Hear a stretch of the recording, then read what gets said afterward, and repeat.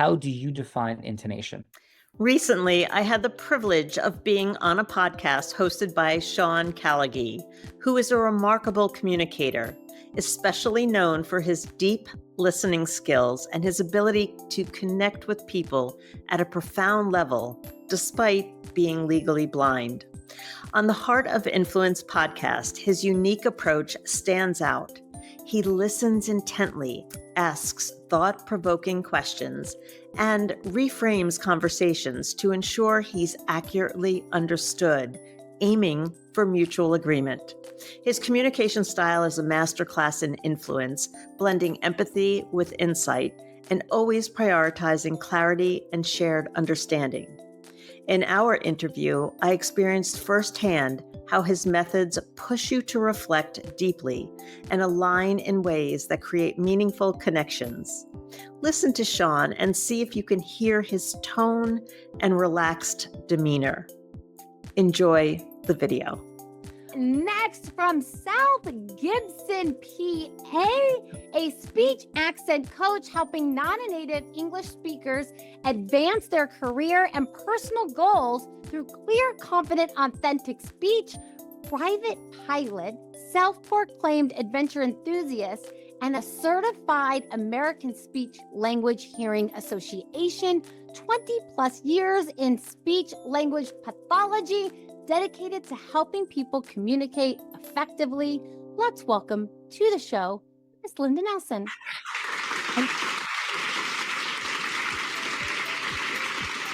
Linda, thank you.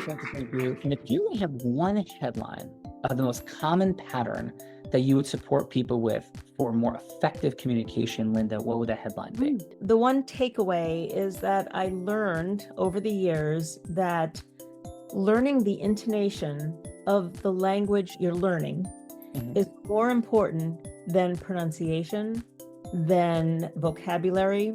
So for instance, a heavily accented, if you would say, person speaking American English, if they use the intonation pattern of American English, they will be more clearly understood. And I do use a different approach. I focus on intonation first, then a little bit of pronunciation. And so the takeaway is clear, confident speech, but by learning the melody of our language. Love it. Fully aligned. And how, just for everybody's purposes, this is super valuable. How do you define intonation? It's the melody and pattern of your speech. Where is the stress? For instance, American English is a stress-timed language, and there are syllable-timed languages. So if you're speaking as an Indian speaker, one of many Indian languages, your rhythm typically goes up and down, up and down, up and down.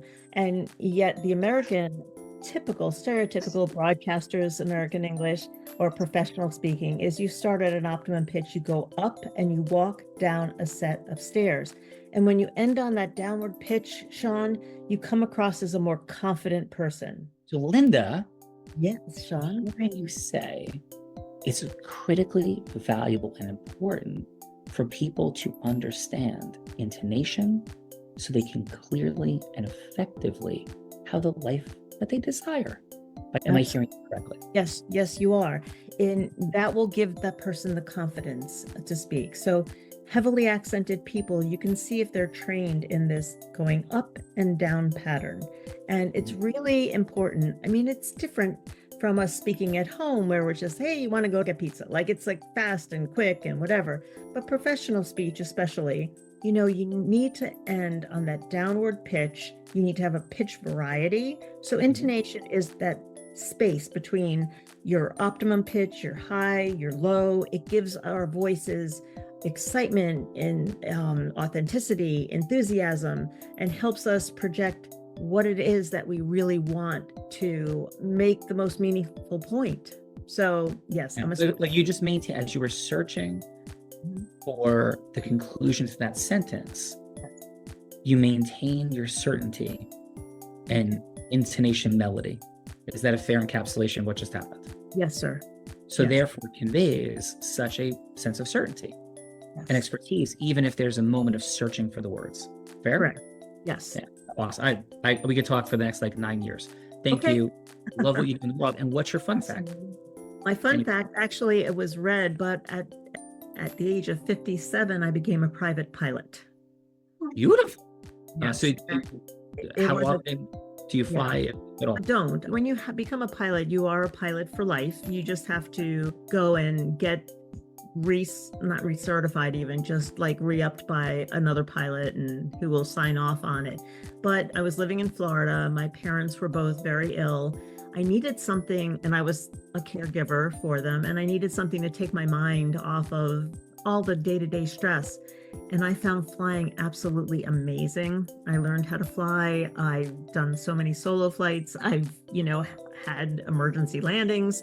And I do think that goes to the heart of who I am, because when I start having self-doubt, Sean, my husband will even say, come on, you're a pilot, come on, you could be a pilot. Then why is this little thing getting in your way? So it's given me the tenacity to push through things that I don't know if I would have had. I've had a pretty strong personality, but becoming a pilot is just something so fun, and I absolutely love it. So typically now, Sean, I just fly with an instructor on my birthday just to have fun. That's amazing. Congratulations, and thank you for all of your mastery. Oh, and I also ski like you do. So congratulations to you as well. Thank you. Appreciate you. Linda, what would you want people to know that you're taking away from today? I noticed the cadence of your speech.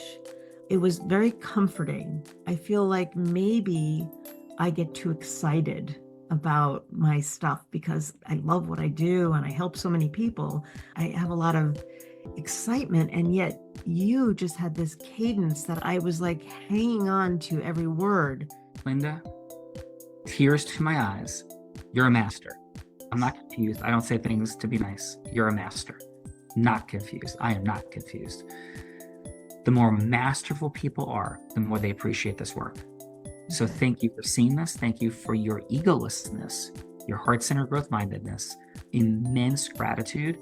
A couple of things that I would want to just add a little bit of value to is my daughter, Selena. I have a 24, 22, 21-year-old and a 3-year-old. And I have taught my daughter, Selena, to feed deer by hand. And it's integrous because the deer want the food and Selena wants to feed them. And I want to see the deer get fed and Selena feed them the joy it brings. So when she was 2, she would chase the deer all over the place and they would run away because there's a predator-prey dynamic. And when yes becomes at stake, now this is not a political statement, but Donald Trump would be perceived to be as aggressive as somebody could possibly be, right? Picture whomever you would see as assertive, aggressive, and that's not a political statement. I'm not a Democrat, nor am I a Republican, right? So I analyze humans. If yes is at stake for Donald Trump, he becomes prey. So whomever the yes is at stake for, emotionally perceives themselves as prey in their survival brain. So the creation of safety, whatever man, woman, they, whatever gender dynamic, gender choice, whatever is on the other side, is a great fear of making a fear of failure decision. Because we made the wrong decision at the inception of humankind, we died looking for water. We died looking for food if we chose the wrong direction to pursue. If a woman, when physical strength mattered for survival at the dawn of humanity, made an incorrect choice of the male, she died because he couldn't protect her. So yes has a primal dynamic inside of us as life and death. So the ability to create safety is just like my daughter with the deer. She now puts her head down and she puts her hand out. And it took incredible patience for her at 2.5 and 2 3/4 and 3 to get to a point now when all the deer eat out of her hand without her head even having to be down. Because they've gained the level of trust from heart-centered master to heart-centered master. I share that with you because I couldn't agree with every word you said more. The dynamic, we would call it vocal quality, right, in our space, but as you use intonation, that's what we're discussing, how essential that is for all of human communication, all of human yes. So Linda, thank you so much, and I hope that is at least reasonably helpful. Thank you, Sean. That was very wonderful. Thank you. Thank you.